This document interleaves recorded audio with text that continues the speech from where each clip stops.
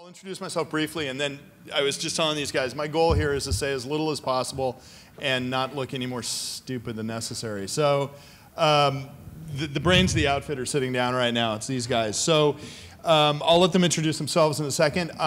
Like I said, I'm Charles Harper. I currently work for an advisory consulting firm called Partis. And if you have any curiosity about that at all, ask me. I'm not going to bore you with it now. Previously, I was at Double Down, and prior to that, I was much more a part of that industry and this industry than the gaming industry. I've been in the video game industry here in Seattle since '98 when we started spinning up the Real Arcade at Real Networks. So that's me. Since then, I've worked at a couple of different places: Wild Tangent, Real, a second time Game House. I truly would love to believe that I'm one of you all. So, starting here with my friend Rich. Why don't you introduce yourself? Hi, everybody. Rich Roberts. Like Charles, been around this business for, well, way too long.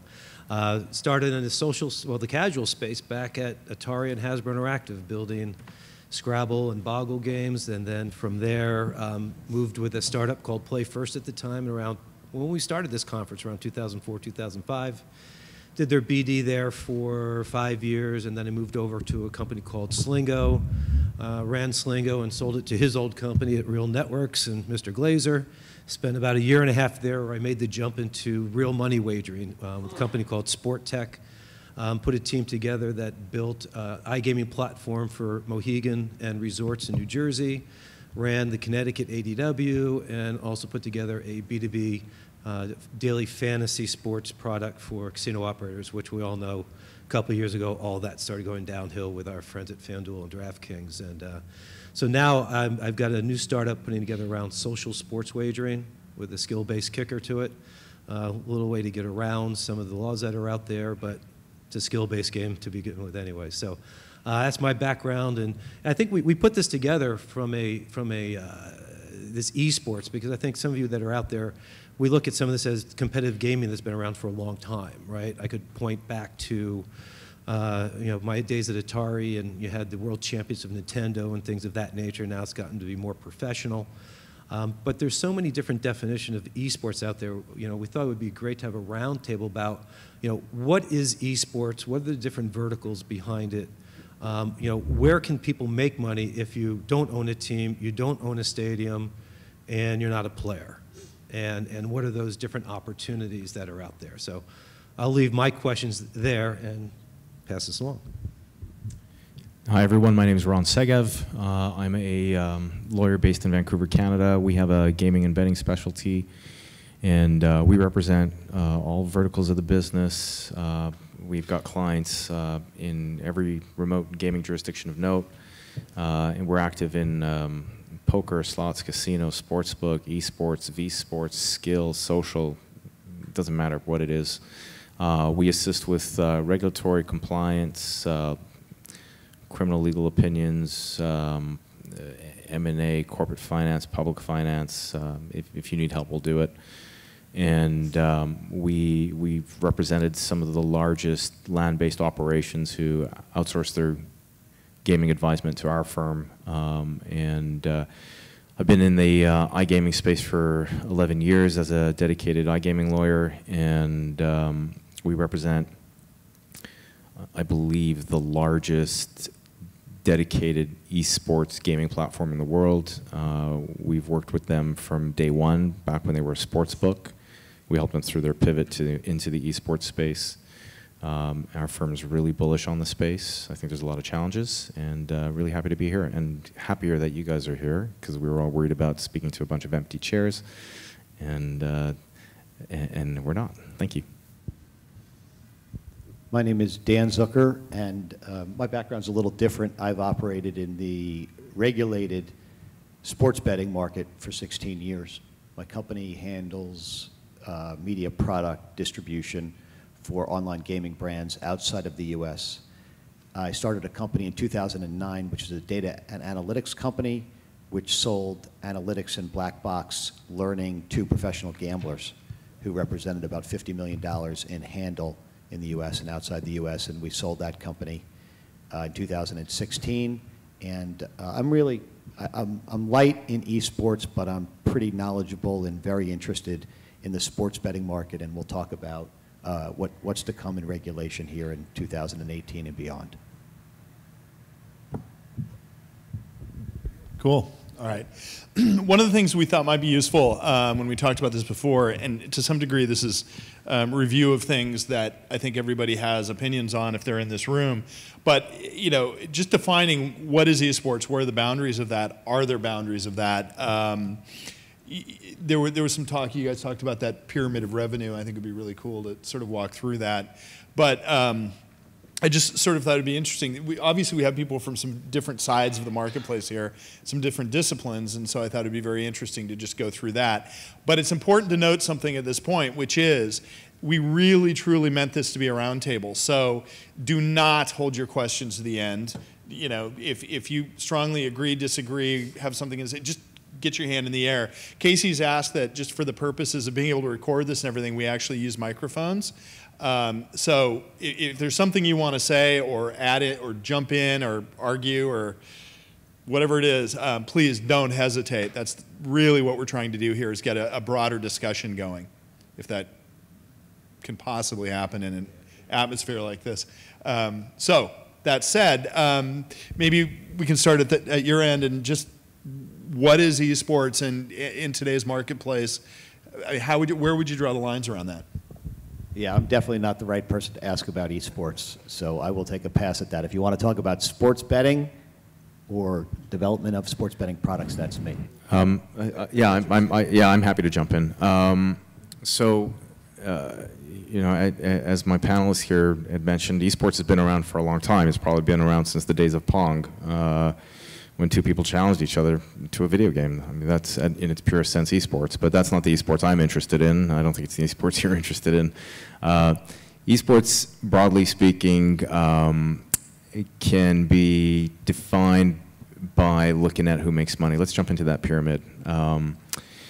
This is an exercise that my firm undertook about 2-3 years ago when esports started showing up on people's radar.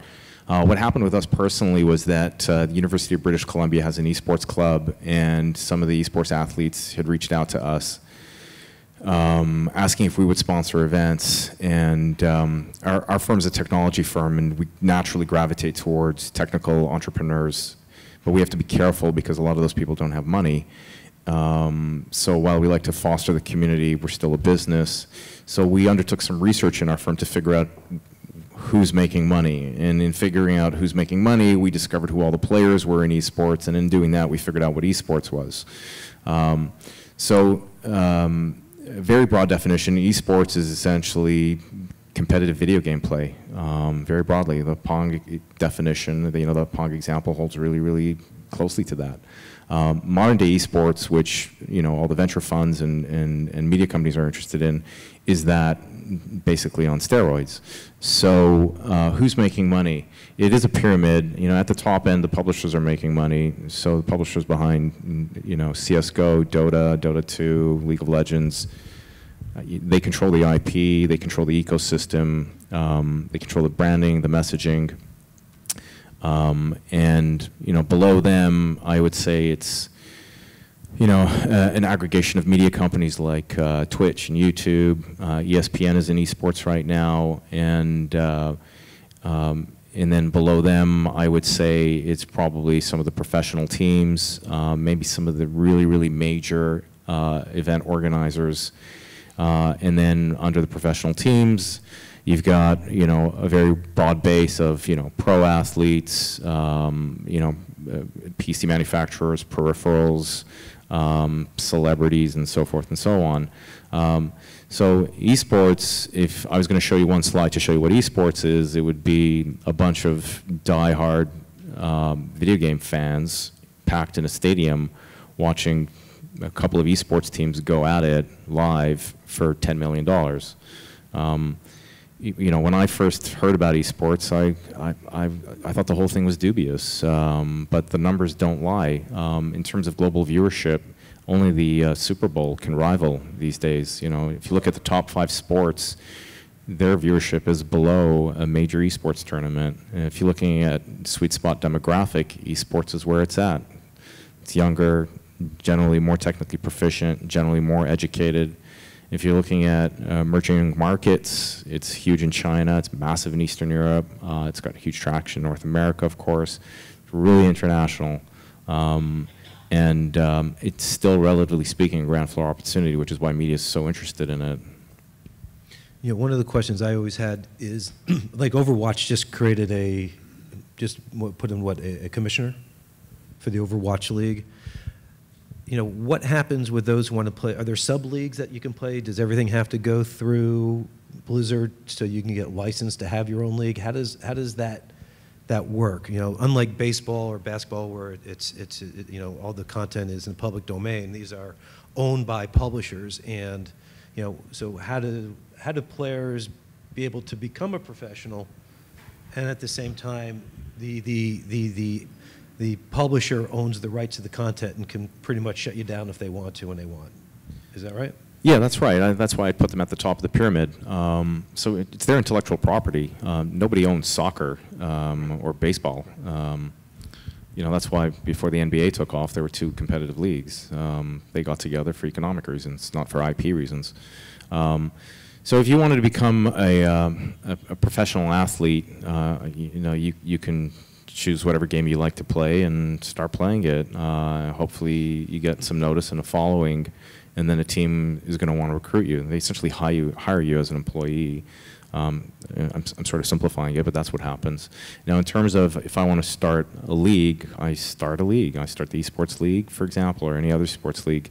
I think when you have to start checking in with the publishers is when you want to promote a tournament that involves their game, and that's when you need to comply with their community standards and with their terms of use. They usually have someone who's doing outreach for them. So my law firm actually is promoting the Pacific Northwest Championship for, I should know this, I think it's Hearthstone. It's taking place in Vancouver. And we were so psyched to get this. Like, we know the tournament organizer really closely, and I was like, wow, you know, Northwest Finals, this is going to be great. I said, how many people are you expecting to show up? He said, 60. And I said, yeah, sure, we're in. But I don't want to, you know, buy the pizza. I want to sponsor the prize money. I want it to be the Segev LP payout. And he said, okay, I got to check with the publisher. Right. And that's how it works. Okay. The thing that really struck me on the esports was CSGO and the skins trading, skins wagering. I think at one point we were seeing it was scaling to about a $7 billion handle. And if you think about it, horse race wagering is about $10 billion in the U.S. Those are scary numbers, you know, and then of course it was shut down. You know, first of all, you know, I was curious at how it actually got started, and it didn't get stopped before then. But you know, at this point, what type of consumer, you know, is it a younger consumer that's doing this? Is it, you know, is it the millennials? Is it a little older? I mean, that's a lot of money trading hands, because you're pretty much wagering not just on esports events, but regular sporting events for these skins. Yeah, so that's a group I left out of the revenue pyramid, is the sports books. They're making a lot of money. And skins are part of that story. Can you explain skin betting for those? Yeah, sure. So a skin is essentially in a game, it's an in-game cosmetic that you're getting for your weapon or for your avatar, your character, or something like that. Most skins don't actually give you improved functionality. It's like, oh, my M16 is pink. Isn't that cool? And you know, there's very few of them, and I had to earn my pink M16, or I had to buy it. You know, the games are very, very deeply community focused. So, you know, people know you have a, you know, pink M16, for example. But that pink M16 has value. So what you can do is you can take it off the game platform, and you can go to the third-party skin exchange, like OP Skins, for example, and you can sell it for real money. And skins can go for hundreds of dollars. Some skins have gone for a few $1,000s.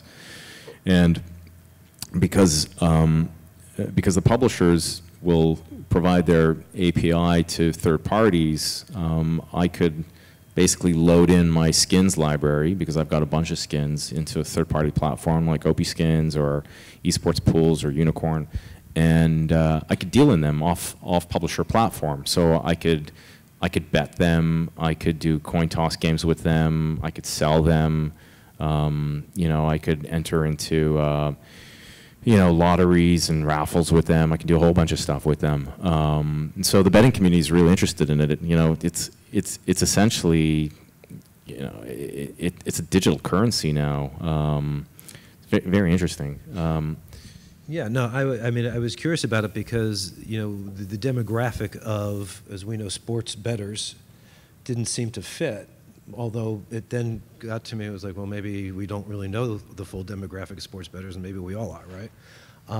But, you know, with all of that going on, we've also had the case in New Jersey being heard in the Supreme Court. Do you have any thoughts on that? And then how it impacts esports? And I know both you guys have some comments on that. So, by a show of hands, does anybody know what's happening with the Supreme Court of the United States in New Jersey? No. Okay. Start at the beginning. All right. Well, you can't start at the beginning. Well, right. Okay. So you guys know that weed is illegal federally, yet states have programs where you can sell it and then make bank on taxes, right? Gambling, sports betting is next. It's following the same model. The Supreme Court has decided to hear this case about betting. And the case basically says that there's a federal law that says you can't bet on sports with the exception of New York, or I'm sorry, Nevada, wishful thinking. And after like 5 years, it kept getting denied. Finally, it got to the Supreme Court, and they agreed to hear it. They agreed to hear it not because it's betting, but because it's states' rights against federal. And that's what this country is built on, is these states need to earn money. They want the right to allow sports betting. That means that, like in England, you guys could walk down to wherever you are and bet on esports, football, basketball. That's the end game. The numbers out there are massive. I mean, Nevada does $4 billion in handle, okay? The estimate is $100 billion is bet in the United States. That's offshore. Let's cut that number in half. Let's say it's $50 billion. So you're talking about potentially $46 billion of business that is currently not happening, that in the blink of an eye could happen. So It is happening, not being taxed. right. It's happening, not being taxed. Has anybody ever bet offshore in this room? Shocking that the panelists are involved. We got the lawyer going offshore. Yeah, I mean, and you'll find from the AGA the number can be 150 to 400 billion, and if you really think about it, all the state lotteries combined, they handle 75 billion.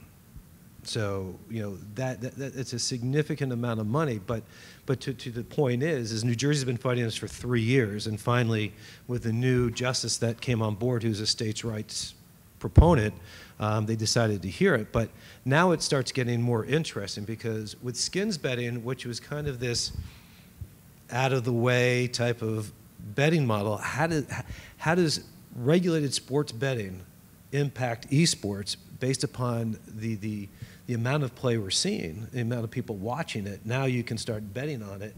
And now we know that this demographic does like to bet, even when they know it's probably not legal, but they were given the opportunity, they did it. Yeah, I think we need to make it. Yeah, I think we need. Thank you. I think we need to make a distinction between skins betting and betting on esports. So when someone asks what is betting on esports, I say it's exactly like betting on football or soccer. It's just a different game, different teams. Skins betting is the consideration that you're paying in to place a bet, right? So instead of betting cash, you're betting skins. That's an important distinction. I think that what's happening in New Jersey is going to affect esports betting in the same way that's going to affect betting on traditional sports. I think the big question that you'd asked earlier is the esports fandom. What's the demographic like, and do they like to bet on sports? And are they going to bet on esports? I mean, most people say that, you know, this is one of the oldest devices in the world, and put your money where your mouth is a human condition, the answer is probably yes. I think the way they're going to consume the content is of greater interest. So if you go to a sports betting lounge in Vegas now, is a diehard gamer who's interested in placing a bet going to sit in an environment like that? I don't know. I've been on a panel with the founder of Unicorn and the founder of Esports Pools and the founder of Millennial Gaming. They're all esports betting companies. And when I put the question out, all three of them at the same time said, yes, they will. But I frankly think that remains to be seen. There's been some movement on the Strip. So there's an esports lounge, a fellow by the name of Seth Shore, who his company's Fifth Street Capital. He did a deal with the Downtown Grand, I believe, yeah. So there's an esports lounge there. And a lot of the traditional brick and mortar casinos are interested in it because they think that it's going to drive millennial traffic through their properties. I think they're right, but does it mean that it's going to drive that traffic through the property, or are they actually going to stay? Are they going to play slots? What are they going to do there? And I think there might be an opportunity for someone to pull some data around that, figure out what could we give them once they're on property.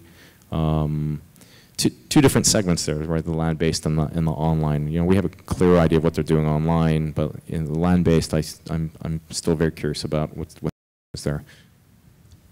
And so, bringing it down to you guys, like this is a game developer conference, and I've noticed that not a lot of game developers are interested in sports, and it's really been a very difficult casual game to capture.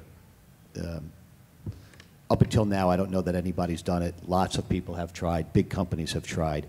But with regulation is going to come opportunity. And the opportunity will be around developing games that can interface with sports books. And those sports books can essentially serve as your house. And your game can wind up being a development arm for that company. And Caesar's Palace, as you know, they own Playtika and they sold it.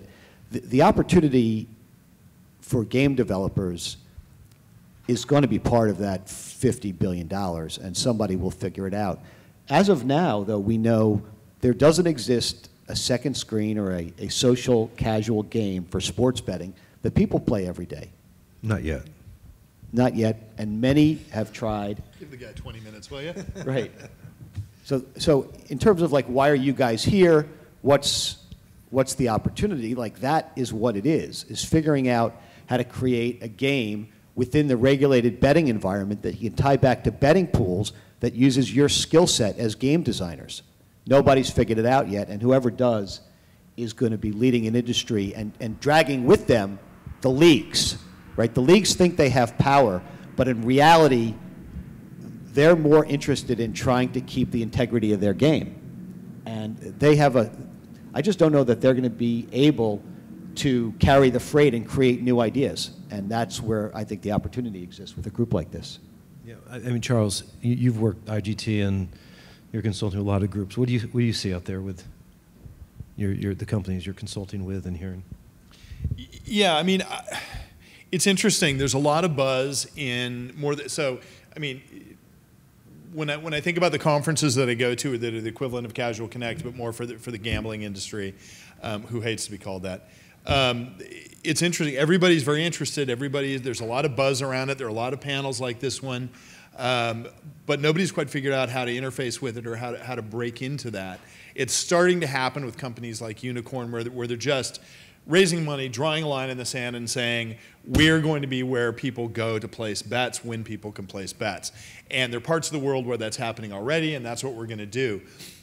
I think there's going to be, just like there was when iGaming hit in Europe, I mean, UK is always the best example, but, or New Jersey, there need to be platform providers, there need to be content providers, there need to be analytics, and all of those things are going to be very different, and they're all going to need to fall under some kind of license or regulation, which, having lived in both of these worlds, I can tell you it is every bit the pain in the ass you think it is, but the rewards for that are incredibly high as well. When we look at, a 45-cent ARPDAU, I mean, what do you think the actual gambling community's ARPDAU is? I mean, it's multiples higher. So, the investments are high, but there's going to be what you're saying, there's going to be a massive opportunity opening up for that in not only the creative side, but the entire infrastructure side. And it's going to be really interesting to see, especially among, this group, who's going to pivot into that and really own that space early on. It's going to be also interesting because much like the older, you'll notice how much gray hair I have. I've been, doing this in video games for a long time and online games. For a long time, advertising was not an aspect of it. It was all because the games themselves were making enough money that advertising wasn't particularly, well, not to mention the technology wasn't quite there, but, and is that going to happen again, right? Is it going to be mostly like sports is now, which is sponsorships and then work their way through to advertising? I don't know the answer to these things, but I know the opportunities are going to be there for every aspect of the industry. The question is how soon? Yeah, so to that, like you can go on Pinnacle.com and bet on esports today, or you can go on Bet365 and bet on esports today. You can call BetRadar now and get esports data feeds today. Like the ecosystem already exists. I think the big challenge, perhaps for the industry, is to mainstream it. I think that's a big challenge, and then there's some PR challenges too. So there's a perception or misperception, depending on which side of the coin you want to put yourself on, that there's some game integrity issues. There's doping in esports. Like people are on Ritalin trying to stay focused for 4 hours. There's athlete abuse, like they're not treated particularly well. The life of an athlete is like 3-4 years. What are they going to do then? There's various esports regulatory associations like WESA and KESPA and so forth. They don't have teeth. They don't cooperate with each other. You could get kicked out of one league for doping and play the next day in another tournament. Some people are concerned about hacking, DDoS attacks, coming in with your own hardware that has some virus in it. In my firm, we did such a great event. We did a Street Fighter tournament where we brought in 2 of the best Street Fighter players in the Northwest. And we had the world's most renowned Street Fighter play-by-play announcer come and do a play-by-play for our clients. We did a whole party around it. And they came in with their dedicated consoles. It basically looked like an old school arcade minus the box and the screen because they need that tactile feel. Those athletes are bringing that with them to tournaments. Now, oftentimes the tournament organizers aren't allowing that anymore. So you show up. They give you a keyboard and a mouse fresh out of the box, or if you want to bring your own hardware, you've got to submit it a week before and they inspect it. It's all closed LAN, so security is of utmost importance. I think the industry is handling those issues, but the broader community isn't aware of that or hasn't trusted it yet. A lot of the sportsbook guys that I work with are weary of entering the space because they've got perceived or misperceived integrity issues.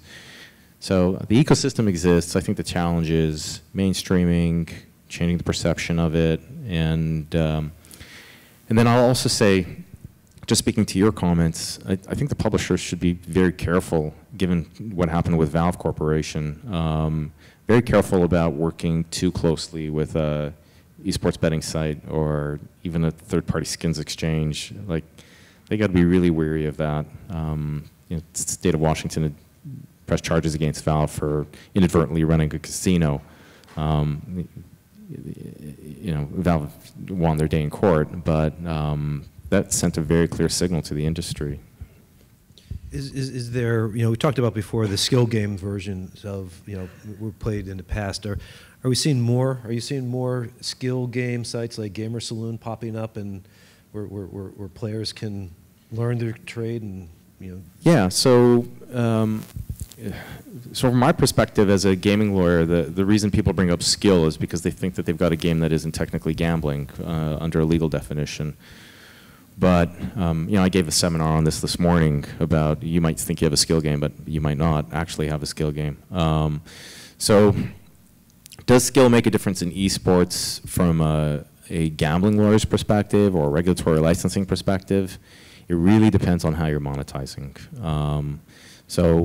In most jurisdictions in the common law world, if two friends or enemies decide to have a friendly wager over a game of Pac-Man, that's fine. But if I introduce two friends and bring the Pac-Man machine there and say it's a $10 buy-in and I'm going to get $2 out of it, that's a problem. Even though Pac-Man might be a game of skill, I don't know if it is or isn't. I'm just using it as an example. So does skill make a difference? I don't know. I had a client in the UK who spent a year developing a third-party lobby that puts FIFA players together. And Vault System, it's a great idea, but guess what? It's a betting exchange. You need a license for that. So it's no different than me saying, hey, I bet you best picture for the Oscars this year is going to be this. It's two people betting against each other, but when I provide the platform, that's an issue. The players themselves, where are they being found by these professional teams? Part of me thinks it's like the equivalent of a John Calipari just sitting in a house of 15 and 16-year-olds around the world saying, hey, come play for my team. But that doesn't seem practical. How are they developing these teams?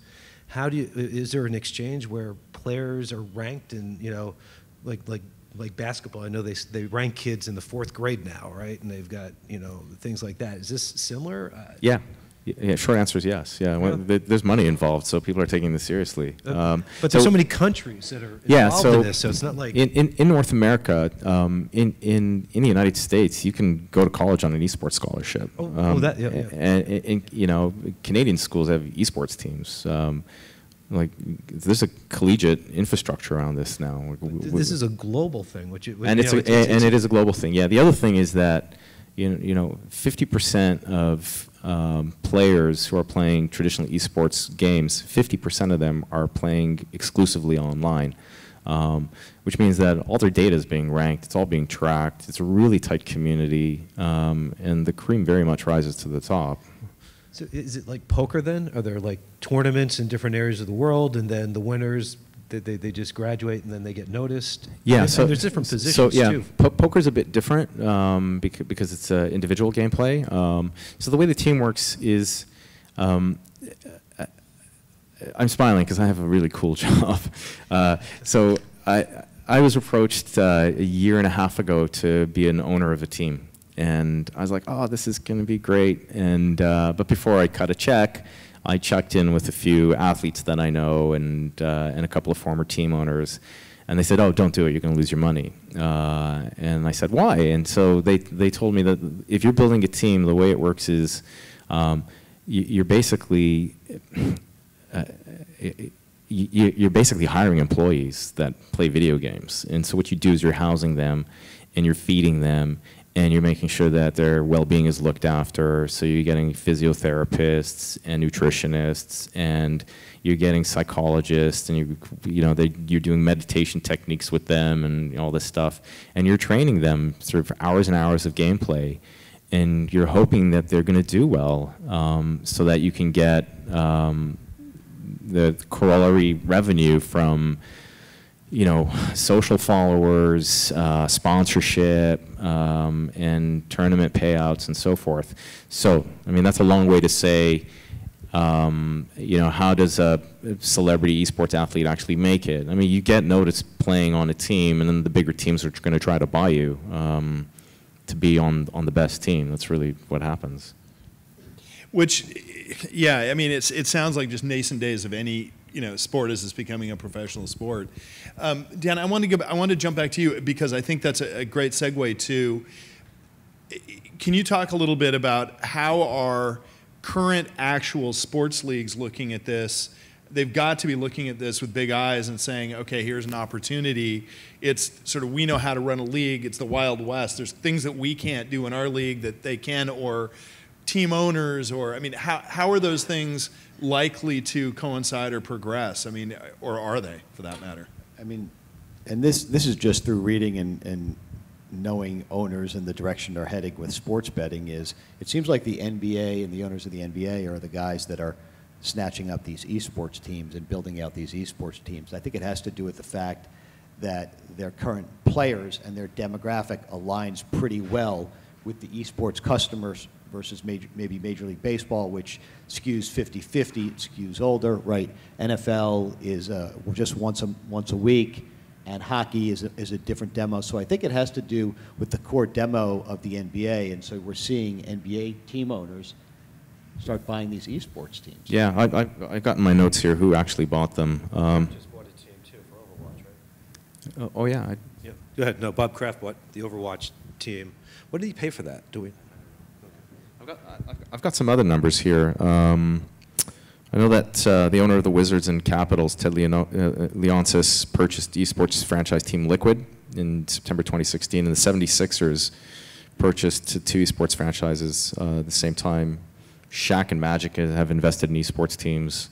There's definitely a nexus there. I think structurally we're still trying to figure out, who owns the league, and because the problem is that the game is proprietary. Right. Well, I mean, the first real league that had a commissioner was Overwatch, and that's where Kraft bought his team, and I would suspect Jerry Jones will be right behind him and a few others. Scott O'Neal, the Sixers, Wesley Edens, the Milwaukee Bucks.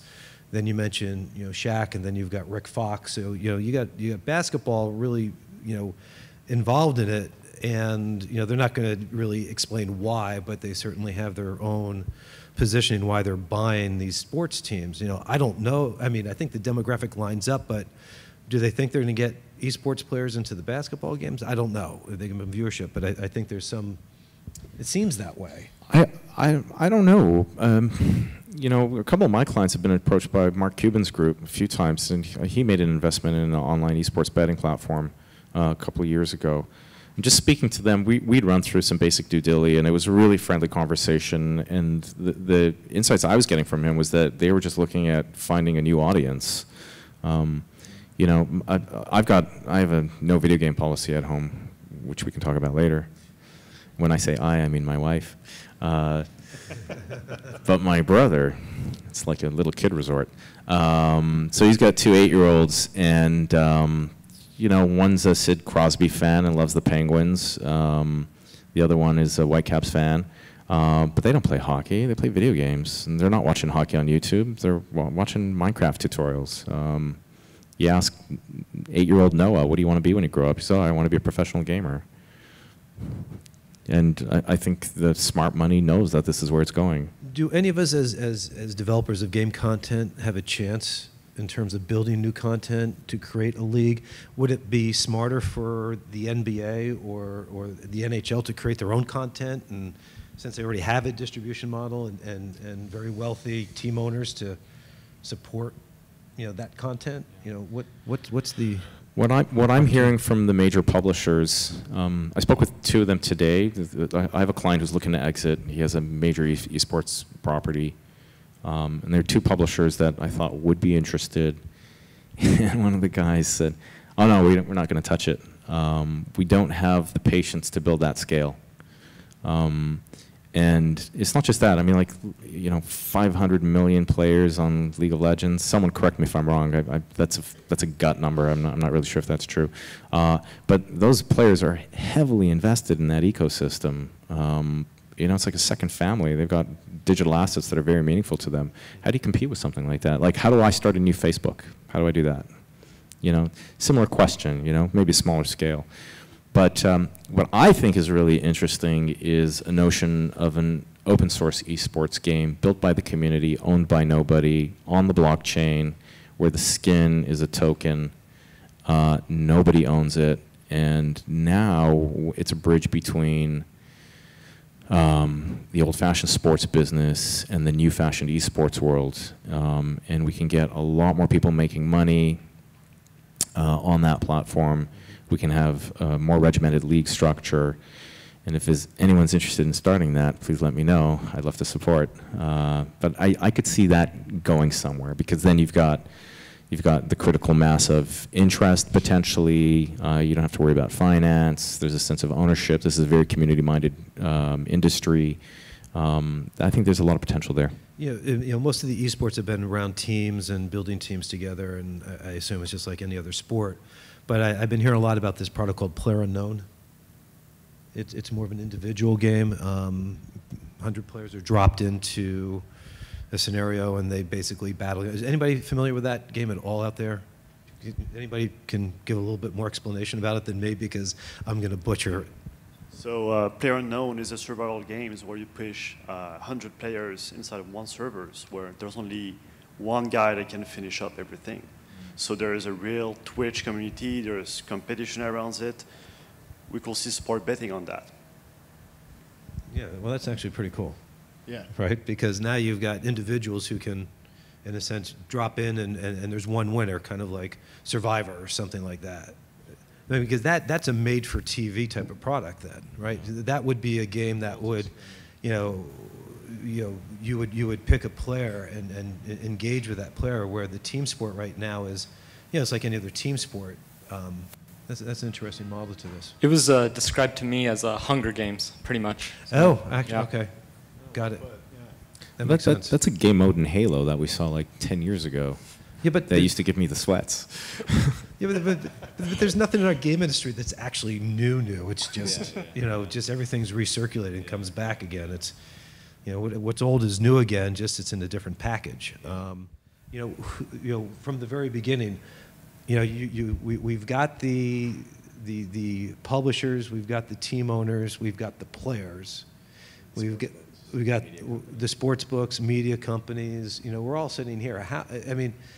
I don't know. That's what, trying to figure out, where does, our industry or anybody here be able to get involved and find a way to, create a business out of esports? Yeah, so the clients that I've seen that are really successful they aren't the industry, they're servicing the industry. So, before we went live on this panel, we talked very briefly about training, right? There's a few websites that are doing unbelievable traffic, and all they're doing is their strategy sites and their training sites, their skills training sites. This group of people didn't have a plan to build a competing game, because how do you start another Facebook? But lots of people are making money on Facebook. I think if you take that approach, that might be interesting. That's kind of what I'm seeing. If I was a game designer or a developer, I'd be thinking in terms of that. I wouldn't be thinking about necessarily building a competing product, unless I had a product that had some traction, that had esports elements that I could pivot, market, maybe do a deal with a major media company, something like that. A great session. I'll address the question to the entire panel.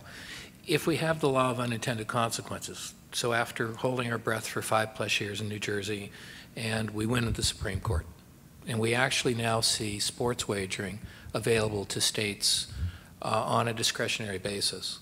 If you're now running a league, you're not a player, but if you're a league, you're going to need to be licensed, and you're going to have to go through probity, and you're going to have to go through ownership percentages that are going to affect dramatically the ability for investors to have anything above a 5% stake. How do you do it? Rich, all the people that are closest to this, you've seen this really close. Yeah, no, and that's the scary part of this, right? Going through the licensing process, you get a transactional waiver, in a period of time, but it could take 1.5 years, 2 years to get the full license, and and every aspect of your financial background for the previous 3 years, it's the worst thing you could ever go through financially.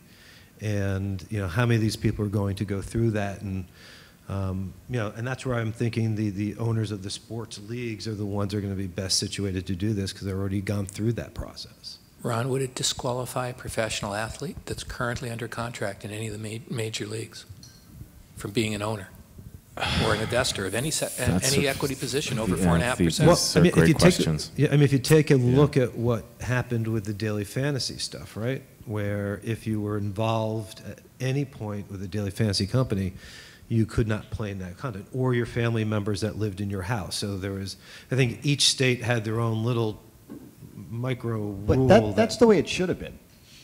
So let's look at daily fantasy. It should have been that way. You can't work for one company and bet on another company. I'll take the other approach to that. So if you're a casino owner in Nevada and you work for a casino, the only casino you can't gamble in is your own. So what's the difference? Well, from a regulation standpoint, you know, I come from the regulated side, so I like the idea of having structure and regulation because it keeps away the bad actors. And I think what's going to happen, and New Jersey, if it goes through, New Jersey is the lead, they're going to keep the bar really high for whatever that is.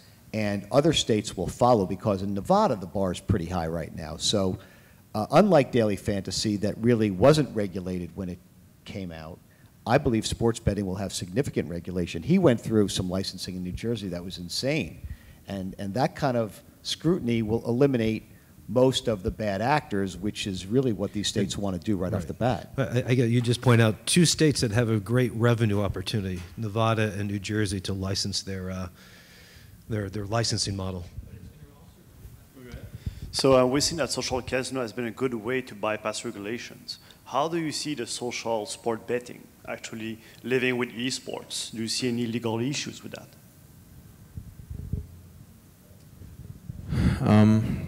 No, I don't. So I mean, let's define your terms first. Social sports betting and esports, those are the two ideas we're talking about. So social sports betting, by that I mean a sports betting product that has either removed the element of bet or consideration. It's either done that or it's removed the element of chance, which means it's a skill game like DFS purports to be, or it's removed the element of real money prize. That's a social sports betting. And esports is basically competitive video game play that I either engage in directly or as a third party I view and maybe I bet on. Those two things can be exactly the same thing. Maybe I'm not betting in real money. Maybe I don't get a real prize. Maybe I can do an in-world purchase on the esports side. I think it's really how you adjust the game mechanic. There's room for both. I think you're onto something here. Actually, it's an innovative idea. It's a new product that I've never heard of. I think it would resonate. I think it's probably an interesting product that it's a product that exists esports. Now. Okay. I mean, so I was involved in social casino very, very early on, and I've spent hundreds of hours talking to regulators who came to me and said, "Why do we not need to regulate you the way we regulate, any other form of gambling?" And we would go through the conversation. It was very programmatic and the same conversation 100 times over. But the point simply is there will be scrutiny and there will be questions asked, and the regulators will want to be convinced that they do not need to regulate it. It's almost sort of guilty until proven innocent. My guess is it will be the same thing. And there will even be some states, as there are right now, where they look at even social casino as being pretty gray. New York is a prime example. New York, being New York, very early on said, we don't like social casino and we're not going to get in your hair, but don't do anything too overt here. I mean, I literally had people telling me, you don't want to open an office here, but we're not going to keep people from like connecting to you from here kind of thing. And so I think your question is a good one, which is, if it's social sports betting, is it okay, or is it kind of gray, or is it kind of not? And I think it's going to depend on the regulators, and I think it's going to take some time to really separate those two things and create definitions, even though it should be obvious, right? It should have been obvious with social casino as well, and it wasn't. As far as the regulators are concerned, they needed to be reconvinced. And I think they'll go through that again the way social casino has. Social casino ended up starting a new trade organization called the ISGA specifically to address that, which still exists and still is fairly busy at times. Hi, great panel. What do you think is the going to be the impact of Activision Blizzard's acquisition of Major League Gaming and development of that into a proprietary league, and also the continued dominance of Twitch in terms of a popular platform for spectating and participation? Activision's doing what they should be doing, right? They're going to own the leagues. They own the content.